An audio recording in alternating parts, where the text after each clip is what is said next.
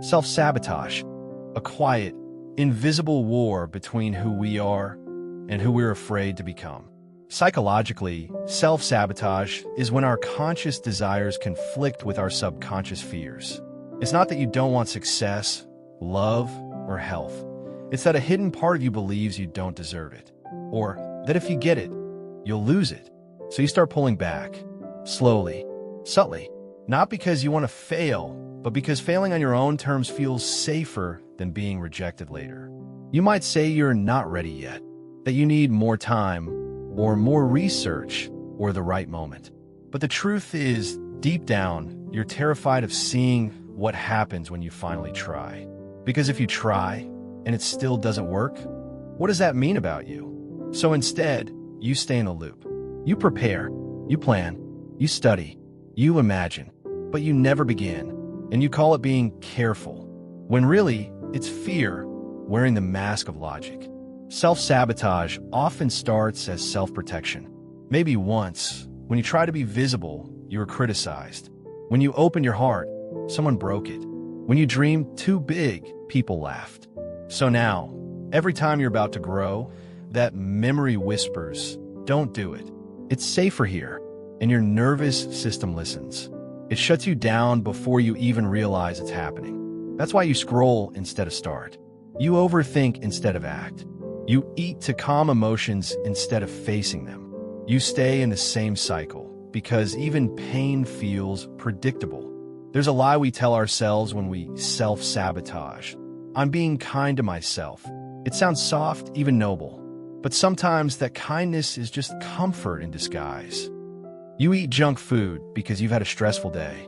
You skip the gym because you deserve rest. You buy things you don't need to feel a spark of joy. You call it self-care, but really, you're numbing discomfort. There's a big difference between soothing yourself and caring for yourself. Soothing says, "I don't want to feel this." Caring says, "I'll face this gently." And when we choose soothing over caring, again and again, we confuse comfort for compassion. We mistake release for healing. Take weight loss as an example. Someone says they want to be healthier, but they start with extremes.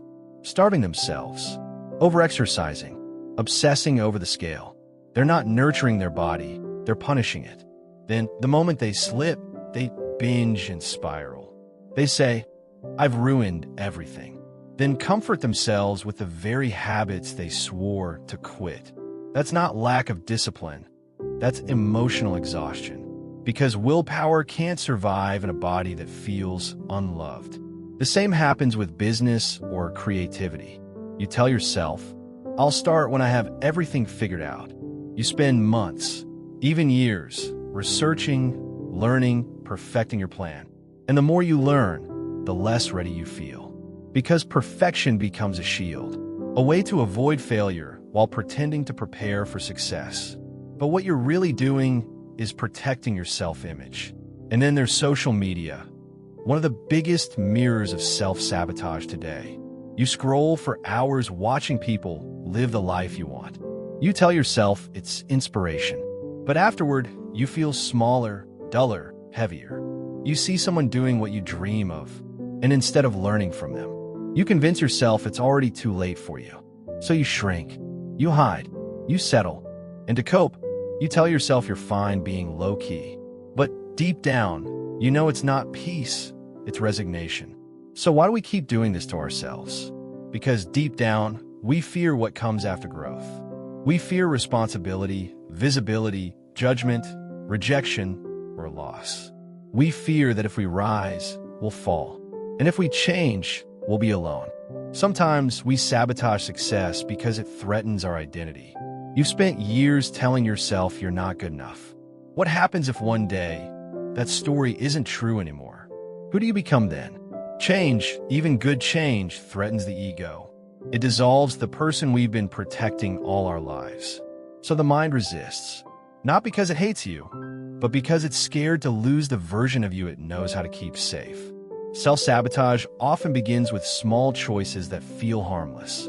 A skipped task, a delayed start, a meal you didn't need. But it builds quietly until it becomes an identity. You stop trusting yourself. You stop trying. You say, "That's just how I am." But that's not who you are. That's who you became when survival was more important than success. Every excuse you make, every cycle you repeat, it's not weakness. It's a form of self-protection you learned long ago. But the protection that once kept you safe is now keeping you stuck. We live in an age that glorifies comfort. Everything is designed to keep you distracted, entertained, numbed. We mistake pleasure for peace. We equate ease with healing. And in the process, we've lost the ability to sit with ourselves. We scroll when we feel lonely. We eat when we feel empty. We shop when we feel powerless. We work ourselves to death to avoid feeling unworthy. And every time we escape discomfort, we reinforce the belief that we can't handle it. That's how the loop strengthens, with every quiet avoidance we call kindness.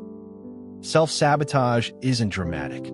It doesn't always look like blowing up your life or ruining relationships.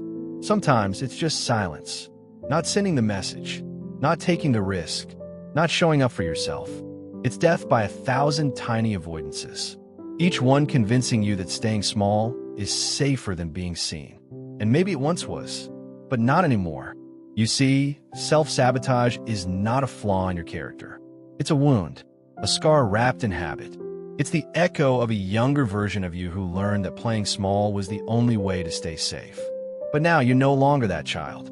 And yet, every time you self-sabotage, you hand the steering wheel back to them. Self-sabotage doesn't mean you're weak. It means you're scared, and your fear has been running your decisions. But the moment you notice it, you begin to see the pattern.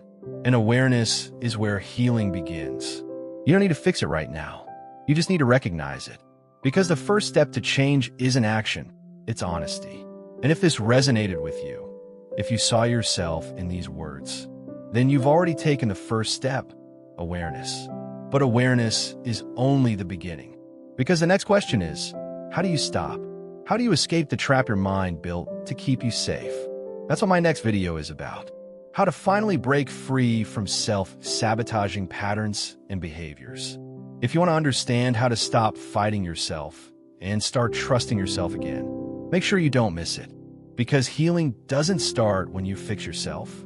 It starts when you finally stop betraying yourself.